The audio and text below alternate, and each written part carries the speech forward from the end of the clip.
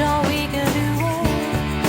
We just got to, yeah, yeah, yeah, yeah. I know we can do it. Sure we can do it. We got to.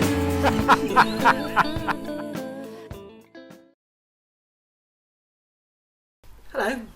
Wow, my kitchen looks a mess behind me, so excuse the mess. I'm in the middle of loads of projects. It's that time of year.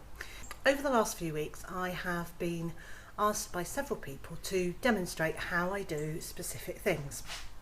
So I thought I'd start today, and somebody has asked me how I store eggs. I'm going to assume this is eggs for eating, but I'm going to show you eggs for eating and eggs for incubating. Eggs for eating are really easy. I use egg boxes or a basket, it doesn't matter which, and I store them pointy end down. So it's pointy end down all the time. Some of them, like this egg, really hard to work out which is the pointy end, but I just guess. And this is because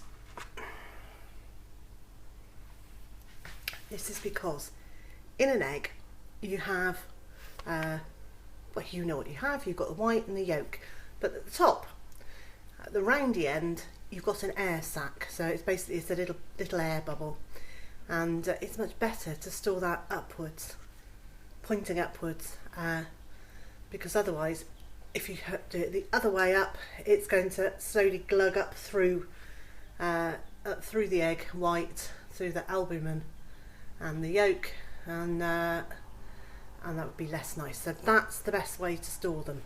Now in the UK and in Europe, we store our eggs like this, unwashed, in a box, or on our work surface, but not in the fridge. When you go to the shops, our eggs are not refrigerated because they're not washed.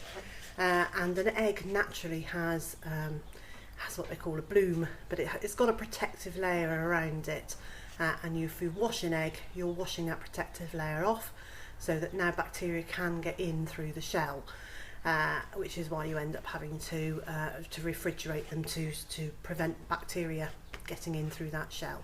If you don't wash them, you don't need to fridge them, and these keep perfectly well for a good 3 weeks or longer. But the recommendation here in the UK is that you eat eggs within 3 weeks of lay. And I put the date that they've laid.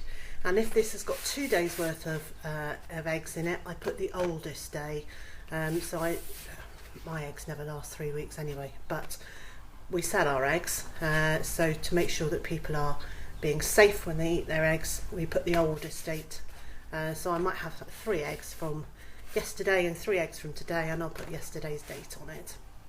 So what happens if you decide to wash your eggs because they've got some chicken poop on them? Well, first of all, this is only as I understand it, and it's all just what I've read and what I've learnt, but you really do need to check what the guidelines are in your area.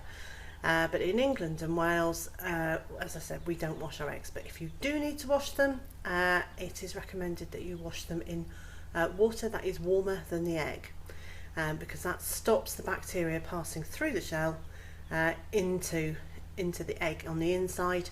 So when I wash them, I use a broad spectrum egg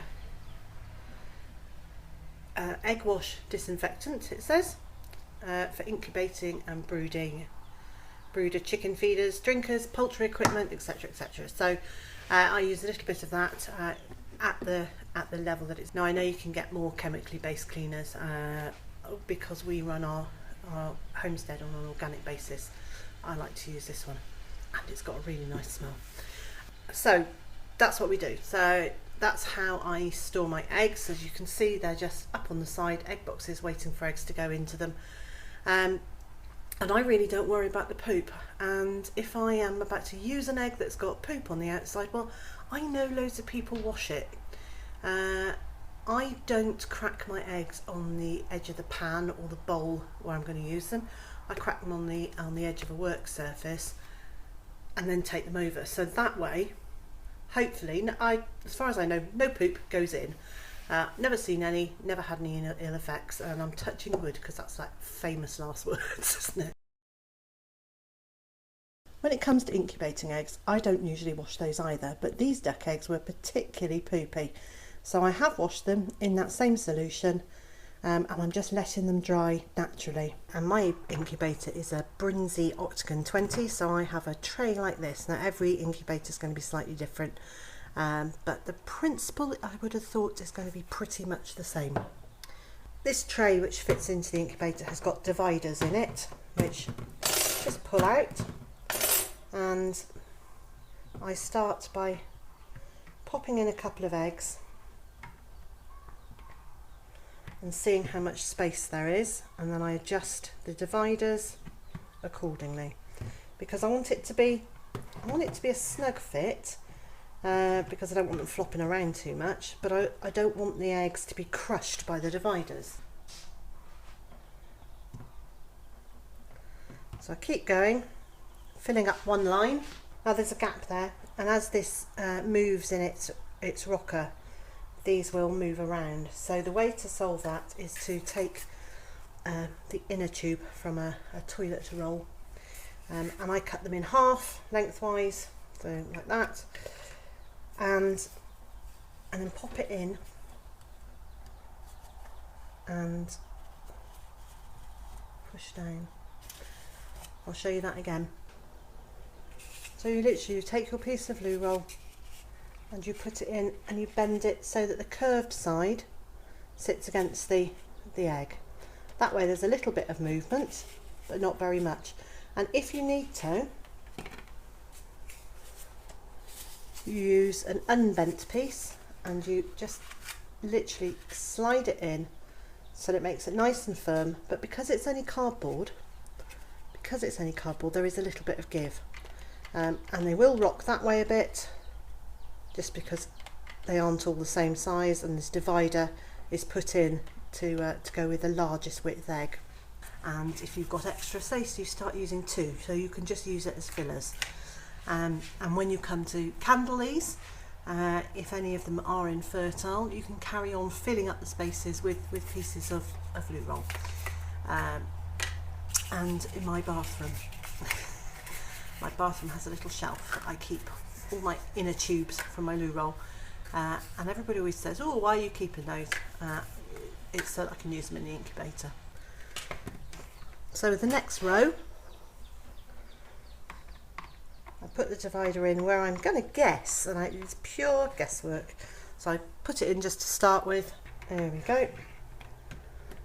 While you're doing this, at this point I don't really want double yolkers in there, because double yolk eggs don't tend to do so well. They don't tend to hatch out. So now I'm just adjusting. So now I'm just adjusting this this little divider over so that it holds them snugly, but doesn't.